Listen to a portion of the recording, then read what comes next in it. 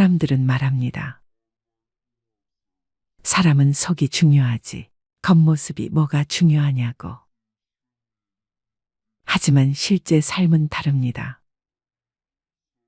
젊을 때는 일하면서 성실함, 책임감, 마음 씀씀이로 평가받습니다. 하지만 60대 이후에는 대부분의 사람과 새로운 관계가 짧은 순간에 결정됩니다. 병원에서 처음 마주치는 의사, 간호사, 동네에서 처음 보는 가게 사장님, 관리사무소 직원, 자녀의 배우자, 가족, 경조사 자리에서 만나는 사람들. 이 짧은 순간의 인상이 내가 받을 대우의 절반 이상을 좌우합니다. 그리고 안타깝게도 나이가 들수록 후줄근하게 입은 어르신은 자동으로 약자로 보입니다.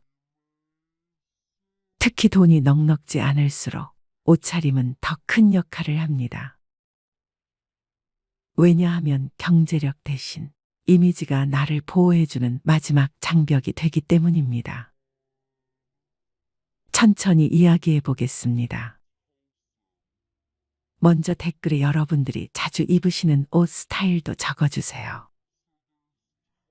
나는 그날을 잊지 못합니다. 어쩌면 내 인생이 조용히 기울기 시작한 순간이 바로 그날이었는지도 모릅니다.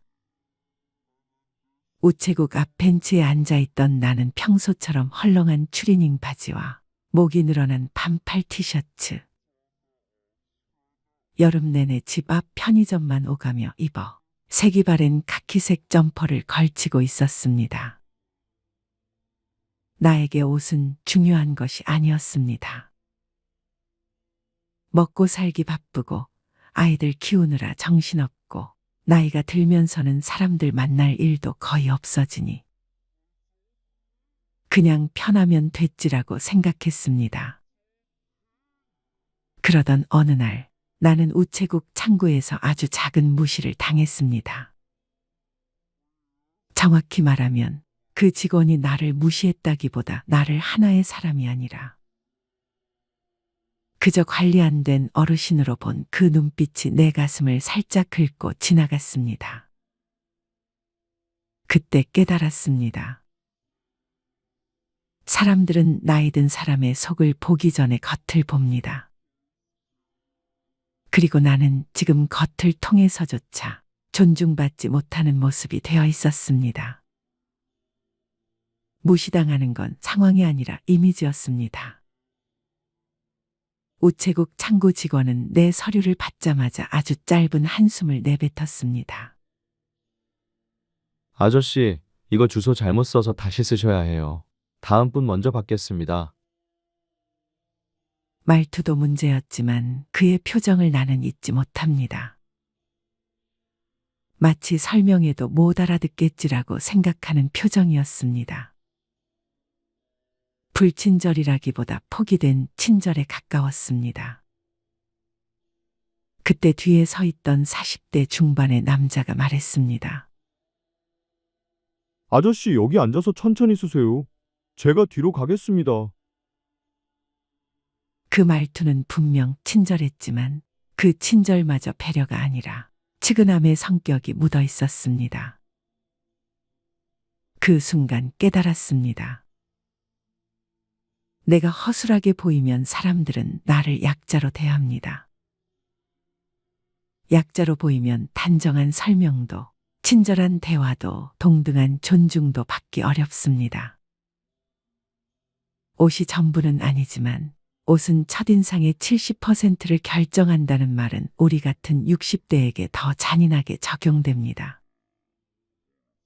며칠 뒤 나는 딸아이 집에 갔습니다. 손주를 보러 가는 길이었는데 딸은 내 모습을 보자마자 이렇게 말했습니다.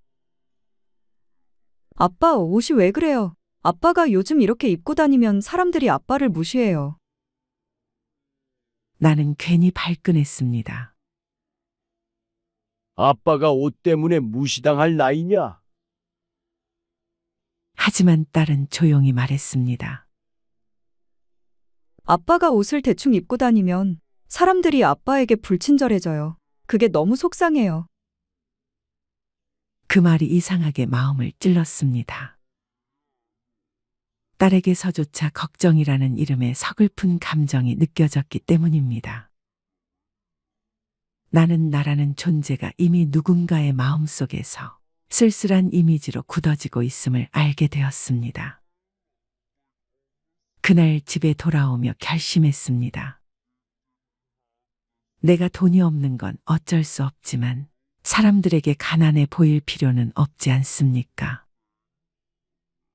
나는 존중받을 나이고 존중받아야 할 사람입니다. 그날 이후로 나는 옷을 공부하기 시작했습니다.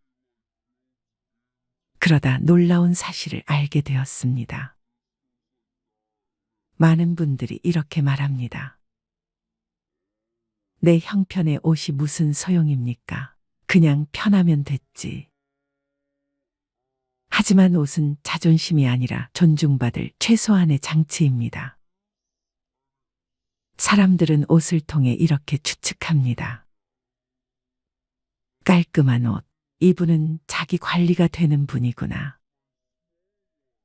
구겨지고 해진 옷, 생활이 어려우신가. 색이 바랜 티셔츠, 대충 사시는 분인가 보다. 그리고 이 판단은 행동으로 이어집니다. 나이를 먹는 순간 우리는 이미 사회의 무게를 지고 살아갑니다. 그런데 옷차림까지 엉망이면 사회가 주는 대우는 더 가혹해집니다. 돈이 없어도 깔끔한 옷 하나만 잘 갖추면 이분은 삶을 스스로 챙기는 분이구나 라는 메시지가 전달됩니다. 나는 동네 문화센터에서 무료 패션 특강을 들은 적이 있습니다. 강사 박은호 씨는 20년 동안 국내외 브랜드에서 시니어 패션만 연구해온 전문가였습니다. 내가 손을 들고 물었습니다. 선생님, 솔직히 말해주세요. 나이 든 사람은 옷 잘 입어도 티가 안 난다는데 정말 효과가 있나요? 박 강사는 단호하게 말했습니다. 효과 있습니다. 아주 크게요. 옷은 나이 들수록 존중받는 최소 조건입니다. 그는 이유를 이렇게 설명했습니다. 첫 번째, 나이가 들수록 약자 이미지가 붙기 쉽습니다. 두 번째, 깔끔한 옷차림은 관리되는 사람이라는 신호입니다. 세 번째, 가난한 이미지가 붙으면 서비스 질이 떨어집니다. 네 번째, 단정한 외모는 건강해 보이는 효과가 있습니다. 그는 마지막에 이렇게 말했습니다. 시니어에게 옷은 취향이 아니라 권리예요. 그 말은 내 마음 깊숙이 박혔습니다. 조금만 바꿔도 사람들은 당신을 다르게 대합니다. 박 강사는 우리에게 돈이 없을수록 꼭 사야 하는 5가지 옷을 알려주었습니다. 그 내용을 제 방식대로 정리해 지금 알려드리겠습니다.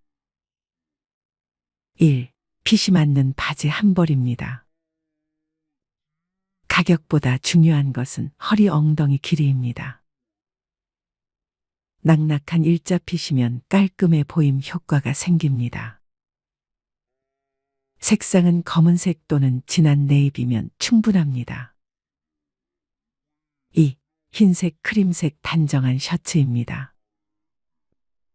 싼 옷도 깔끔함을 극대화할 수 있습니다. 얼굴을 환하게 비춰 젊어 보이는 효과가 있습니다. 3. 네이비 또는 베이지 컬러의 아우터입니다. 60에서 70대에게 가장 무난하고 고급스럽게 보이는 색입니다. 소재보다 중요한 것, 구김 없음입니다. 4. 좋은 신발 한 켤레입니다. 시니어에게 바른 건강의 상징입니다. 깨끗한 신발 하나면 전체 이미지가 고급스러워집니다. 운동화든 구두든 가장 중요한 것은 청결입니다. 5. 밝은색 톤의 니트입니다. 어두운 옷만 입으면 나이가 더 들어 보입니다. 베이지 오트밀 라이트 그레이 톤이 가장 안정적입니다. 저는 그날 이후로 옷을 2벌 정도 새로 샀습니다. 비싼 옷은 아니었습니다. 유니클로, 탑텐 같은 곳에서 가장 기본적인 디자인을 골랐습니다. 그런데 신기한 변화가 나타났습니다. 편의점에서 직원이 처음으로 나에게 오늘 날씨가 참 좋습니다. 어르신이라고 말을 걸어왔습니다. 동네 병원에서도 간호사가 예전보다 훨씬 부드럽고 천천히 설명해 주었습니다. 그리고 딸이 말했습니다. 아빠, 요즘 왜 이렇게 멋있어졌어요? 아빠가 달라졌어요. 그 말을 듣는 순간 나는 깨달았습니다. 세상이 나를 대하는 방식이 바뀌었지만 그보다 먼저 바뀐 것은 내가 나를 대하는 방식이었습니다. 옷이 전부는 아니지만 옷이 바뀌면 마음이 바뀌는 건 분명한 사실입니다. 어릴 적 이야기를 하나 더 하겠습니다. 옷을 바꾸기 전에 나는 늘 이렇게 말했습니다. 나이 들면 그냥 편하면 되지. 그런데 그 말 속에는 편함이 아니라 포기가 들어 있었습니다. 어릴 적 우리 집은 늘 가난했습니다. 아버지는 막노동을 하셨고 어머니는 새벽마다 팥출부로 나가셨습니다. 아버지가 입던 옷은 늘 같았습니다. 어릴 때 나는 생각했습니다. 왜 아버지는 저 옷밖에 없을까? 하지만 성인이 되고 깨달았습니다. 아버지는 선택하지 않은 것이 아니라 선택할 수 없었던 것이었습니다. 그런데 아이러니하게도 나는 아버지와 똑같이 살고 있었습니다. 가난을 핑계로 외모 관리라는 선택지를 아예 지워버린 것이었습니다. 옷을 바꾼 다음 날 나는 오래된 사진 한 장을 꺼냈습니다. 아버지가 굳은 얼굴로 서 있는 사진이었습니다. 짧게 깎은 머리, 낡은 작업복, 손에 묻은 시멘트 자국. 그 사진을 보며 나는 스스로에게 물었습니다. 내가 아버지를 닮은 건 좋지만 아버지가 견뎠던 상처까지 그대로 닮을 필요는 없지 않은가? 그 순간 깨달았습니다. 옷을 잘 입는다는 것은 누구에게 잘 보이려고가 아니라 내 인생의 서글픔을 반복하지 않겠다는 다짐이라는 사실입니다. 옷차림을 바꾼 지 일주일쯤 되었을 때였습니다. 마트에서 할인 딸기를 집어들고 계산대 줄을 서 있었습니다. 그때 뒤에서 한 아주머니가 말했습니다. 어르신, 제가 먼저 계산해도 될까요? 아이가 차에서 울어서요. 예전 같으면 아, 네 하고 작아졌겠지만 그날의 나는 자연스럽게 웃으며 말했습니다. 그럼요. 얼른 가보세요. 그 아주머니는 고개를 여러 번 숙였고 그 모습이 참 따뜻했습니다. 그리고 계산대 직원이 말했습니다. 어르신, 오늘 정말 멋지십니다. 이 색깔이 너무 잘 어울려요. 그 말을 듣는 순간 나는 얼어붙었습니다. 살면서 그런 말을 들어본 적이 거의 없었기 때문입니다. 그때 깨달았습니다. 친절은 친절을 낳고 존중은 존중을 불러온다는 것을요. 그리고 그 첫 단추가 바로 이미지였습니다. 내가 나를 깔끔하게 정돈하니 사람들의 태도도 자연스럽게 정돈되기 시작했습니다. 나이를 먹는다는 건 이미지가 약해지는 과정입니다. 나는 다시 문화센터에 찾아가 이번에는 패션 심리학 박사인 임수정 강사에게 질문했습니다. 선생님, 왜 나이 들면 그렇게 옷차림 하나로 사람 대접이 달라지는 겁니까? 그녀는 잠시 생각하더니 조용히 말했습니다. 첫 번째, 나이가 들면 기본 정보가 줄어든다. 젊을 때는 표정, 말투, 에너지, 직업, 역할이 사람에게 많은 힌트를 줍니다. 하지만 60대가 되면 이 정보들이 크게 줄어듭니다. 그래서 사람들은 겉모습에서 빠르게 판단하려는 경향이 생깁니다. 두 번째, 깔끔한 노인은 힘 있는 노인으로 인식된다. 세상은 약해 보이는 사람을 가장 먼저 배제합니다. 반대로 깔끔한 옷차림과 정돈된 인상은 이 사람은 자기 삶을 컨트롤할 힘이 있다는 신호입니다. 세 번째, 본인을 챙길 수 있는 사람은 위험하지 않은 사람. 시니어가 깔끔하면 사람들은 더 편안해지고 대화하려 합니다. 반대로 허술하면 상대도 긴장하고 빨리 대화를 끝내려 합니다. 임 박사는 마지막으로 이렇게 말했습니다. 옷차림은 나이 든 사람에게 존중받기 위한 최소한의 언어입니다. 나는 그 말을 들으며 내 지난 10년의 표정을 떠올렸습니다. 누군가에게 말 걸기 부끄러워 편의점에서 조용히 계산만 하던 나, 지하철에서 자리가 나도 괜히 눈치 보던 나.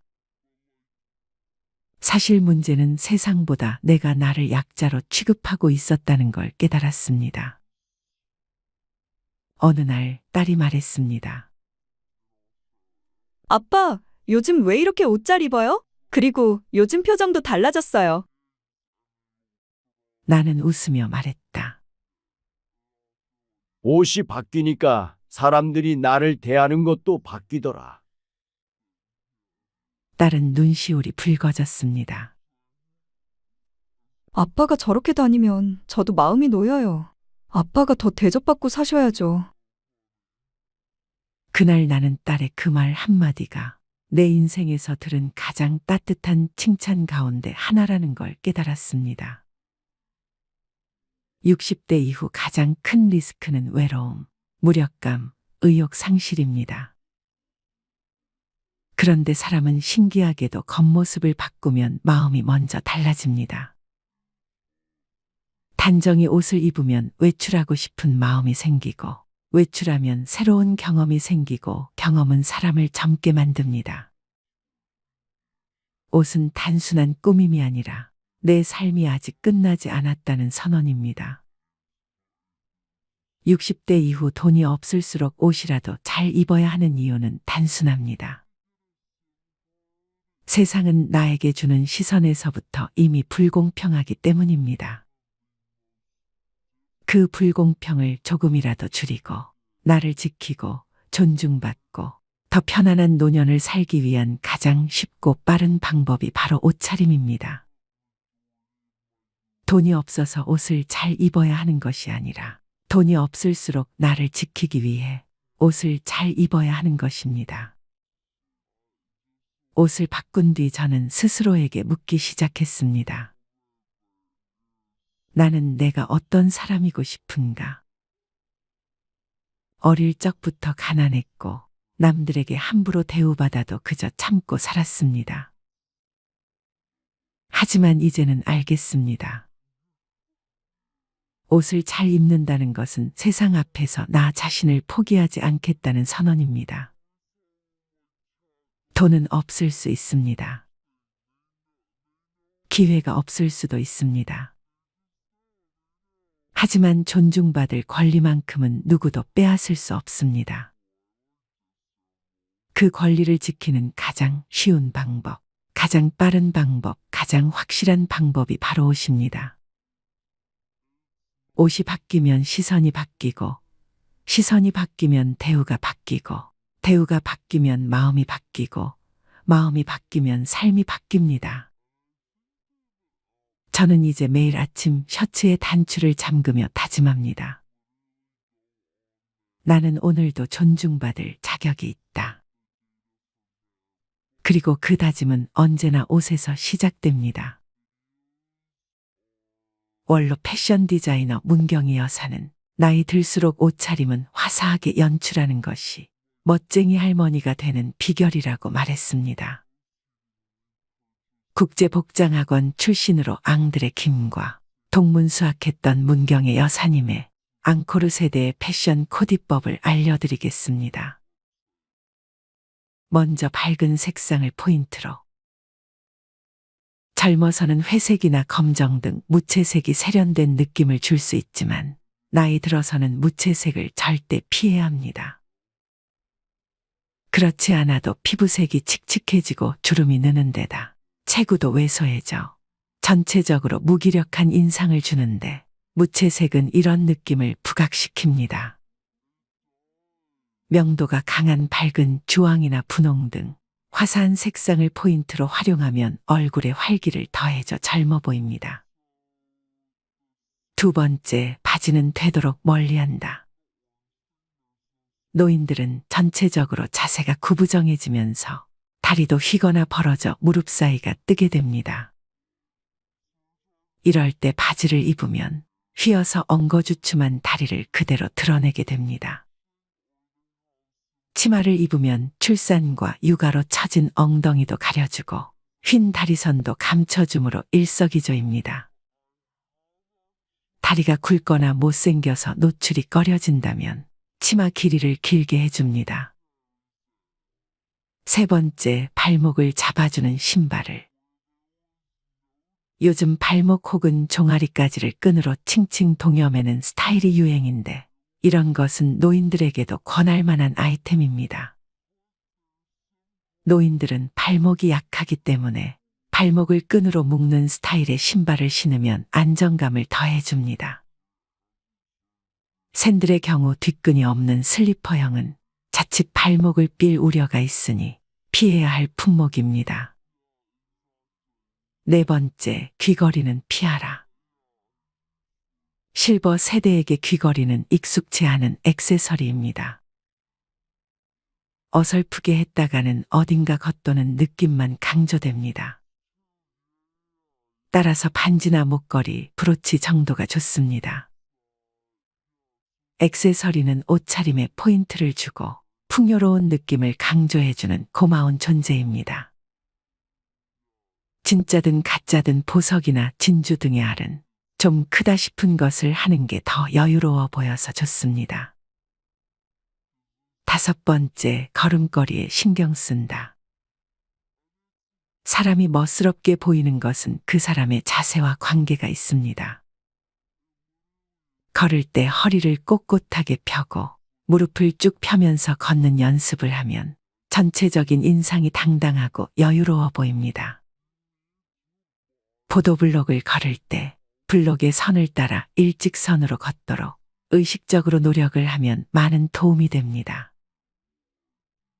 허리 디스크 환자들이 애용하는 허리밴드를 착용하고 걷는 것도 효과가 있습니다.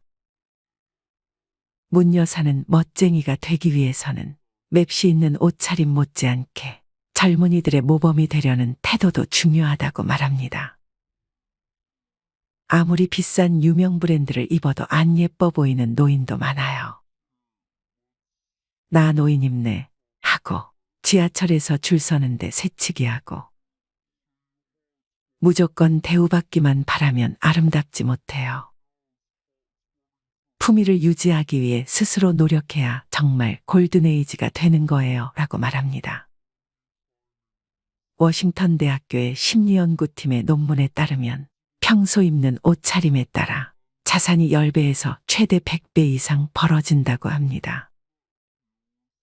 현대 인상학자들의 연구에 따르면 옷을 잘 입는 사람은 사람들의 동의나 승낙을 쉽게 얻어내지만 그렇지 않은 사람들에게는 이것이 아주 어렵다고 합니다. 그만큼 옷이나 액세서리는 여러분의 능력에 큰 영향을 줍니다. 미국 최초의 이미지 컨설턴트인 존 티 몰러의 실험 사례로 자신의 저서 성공을 위한 복장에서 다음과 같은 실험 내용을 기재하였습니다. 관공서와 금융가가 많은 월가 뉴욕시에 있는 어느 회사 사무실에서 비서 100여 명을 두 그룹으로 나눈 다음 동일한 남자 배우에게 각각의 복장을 다르게 입히고 비서들로 하여금 줄을 바르게 서도록 정돈시켜 보라고 했습니다. 첫 번째 사례는 모델에게 굽이 없는 검은색 구두에 은으로 된 버클이 달린 번쩍거리는 녹색 양복에 값이 싼 넥타이를 착용하고 줄을 세웠더니 명령에 따라 줄을 선 사람은 10명 중 20명이었습니다. 두 번째 사례는 동일한 배우가 감청색 계열의 양복에 흰색 와이셔츠를 입고 은빛의 넥타이에 굽이 있는 가죽 구두를 신고 단정하게 헤어 스타일링까지 마치고 줄을 서도록 명령을 하자. 두 번째 그룹에서는 비서 10명 중 42명이 그 명령에 따라 줄을 섰습니다. 의복과 외모가 주는 정보는 그 사람의 직위와 능력까지 판단하는 근거가 되는 사례를 단적으로 보였습니다. 이렇듯 의복은 제2의 피부, 제2의 신체, 또 다른 나의 일부로 표현되고 있습니다. 프랑스 여자는 늙지 않는다란 책을 쓴 루이비통 계열사 최고 경영자 출신 미레우 길리아노는 우아하게 나이 드는 비결은 태도에 있다고 말했습니다. 이는 삶에 대한 태도라고 합니다.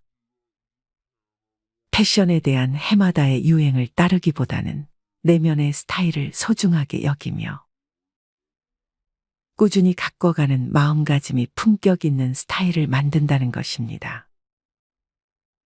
그래서 프랑스 사람들은 노화를 가장 적게 걱정하는 국민이라는 말도 있습니다. 그들은 여든은 되어야 늙었다고 생각하며 두려운 것은 노화가 아니라 매력을 잃는 것이라고 합니다. 우리도 의복에 남다른 애정을 가진 유구한 역사를 자랑하는 민족인 만큼 시니어 패션 시장의 성장과 더불어 남에게 보여주는 스타일보다 더 편안하고 자유로운 패션도 표현할 수 있게 되면 좋겠습니다. 삶에서도 스타일에서도 여전히 눈부신 멋쟁이 시니어들의 패션은 아직 한창 때이니까요. 마지막으로 아름답게 늙어가는 지혜를 들려드리겠습니다. 늘 감사하자. 그리고 또 감사하자. 늘 기도하자. 그리고 또 기도하자. 항상 기뻐하자. 그리고 또 기뻐하자. 이웃을 사랑하자. 늙음을 자연스럽게 맞이하자. 인간답게 죽는 모습을 자식들에게 보여주자. 음식은 소식을 하자. 방문을 자주 열고 샤워를 자주 하자. 몸을 단정히 하고 항상 화장을 하자. 구취, 채취에 신경을 쓰자. 옷차림은 밝게, 속옷은 자주 갈아입자. 외출할 때는 항상 긴장하자. 젊은 사람 가는데 동행하지 말자. 여행을 떠난다면 여행지에 가서 죽어도 좋다고 생각하자. 도와줄 수 없다면 이사를 가거나 대청소를 할 때 자리를 피해주자. 후덕한 늙은이가 되자. 즐거워지려면 돈을 베풀자. 그러나 돈만 주면 된다는 생각은 말자. 일을 시킬 때는 자식보다 직업적인 사람을 쓰자. 일을 시키고 잔소리하지 말자. 할 수 없는 일은 시작도 하지 말자. 스스로 돌볼 수 없는 동물은 기르지 말자. 사진 감사패, 내 옷은 정리하고 가자. 잠깐 만나 하는 말은 귀에 담아두지 말자. 가끔 오는 식구보다 매일 보살펴주는 주위 사람에게 감사하자. 남의 생활에 참견 말자. 몸에 좋다고 아무 약이나 먹지 말고 남에게 권하지 말자. 의사를 정확하게 말하고 겉과 속이 다른 표현을 하지 말자. 어떤 상황에도 남을 헐뜯지 말자. 일하고 공치사하지 말자. 모든 일에 감사하는 마음을 갖자. 마음과 다른 인사치레는 하지 말자. 요청하지 않으면 충고하지 말자. 나의 괴로움이 제일 크다고 생각하지 말자. 편한 것 찾지 말고 외로움을 만들지 말자. 늙은이라고 냉정히 대해도 화내지 말자. 자식들이 무시하더라도 심각하게 생각하지 말자. 친구가 먼저 죽어도 지나치게 슬퍼하지 말자. 고독함을 이기기 위해 취미생활과 봉사활동을 하자. 젊었을 때보다 더 많이 움직이자. 늙으면 시간이 많으니 항상 운동하자. 당황하지 말고 성급해하지 말고 뛰지 말자. 체력, 기억력이 왕성하다고 뽐내지 말자. 일찍 자고 일찍 일어나는 버릇을 기르자. 혼자 지내는 버릇을 키우자. 남이 나를 보살펴 주기를 기대하지 말자. 남이 무엇인가 해줄 것을 기대하지 말자. 무슨 일이든 자기 힘으로 하자. 죽는 날까지 일거리가 있다는 것을 최고의 행복이라고 생각하자. 늘 감사하자. 그리고 또 감사하자. 늘 기도하자. 그리고 또 기도하자. 항상 기뻐하자. 그리고 또 기뻐하자. 이웃을 사랑하자.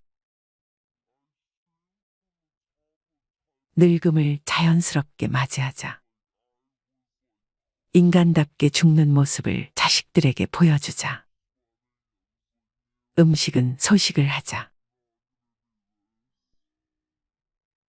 방문을 자주 열고 샤워를 자주 하자. 몸을 단정히 하고 항상 화장을 하자. 구취, 채취에 신경을 쓰자. 옷차림은 밝게, 속옷은 자주 갈아입자. 외출할 때는 항상 긴장하자. 젊은 사람 가는데 동행하지 말자. 여행을 떠난다면 여행지에 가서 죽어도 좋다고 생각하자. 도와줄 수 없다면 이사를 가거나 대청소를 할 때 자리를 피해주자. 후덕한 늙은이가 되자. 즐거워지려면 돈을 베풀자. 그러나 돈만 주면 된다는 생각은 말자. 일을 시킬 때는 자식보다 직업적인 사람을 쓰자. 일을 시키고 잔소리하지 말자. 할 수 없는 일은 시작도 하지 말자. 스스로 돌볼 수 없는 동물은 기르지 말자. 사진 감사패, 내 옷은 정리하고 가자. 잠깐 만나 하는 말은 귀에 담아두지 말자. 가끔 오는 식구보다 매일 보살펴주는 주위 사람에게 감사하자. 남의 생활에 참견 말자.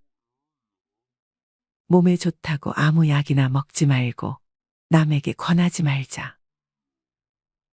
의사를 정확하게 말하고 겉과 속이 다른 표현을 하지 말자. 어떤 상황에도 남을 헐뜯지 말자. 일하고 공치사하지 말자. 모든 일에 감사하는 마음을 갖자. 마음과 다른 인사치레는 하지 말자. 요청하지 않으면 충고하지 말자.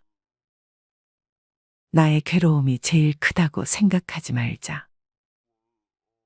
편한 것 찾지 말고 외로움을 만들지 말자. 늙은이라고 냉정히 대해도 화내지 말자. 자식들이 무시하더라도 심각하게 생각하지 말자. 친구가 먼저 죽어도 지나치게 슬퍼하지 말자. 고독함을 이기기 위해 취미생활과 봉사활동을 하자. 젊었을 때보다 더 많이 움직이자. 늙으면 시간이 많으니 항상 운동하자. 당황하지 말고 성급해하지 말고 뛰지 말자. 체력, 기억력이 왕성하다고 뽐내지 말자. 일찍 자고 일찍 일어나는 버릇을 기르자. 혼자 지내는 버릇을 키우자. 남이 나를 보살펴 주기를 기대하지 말자. 남이 무엇인가 해줄 것을 기대하지 말자. 무슨 일이든 자기 힘으로 하자. 죽는 날까지 일거리가 있다는 것을 최고의 행복이라고 생각하자.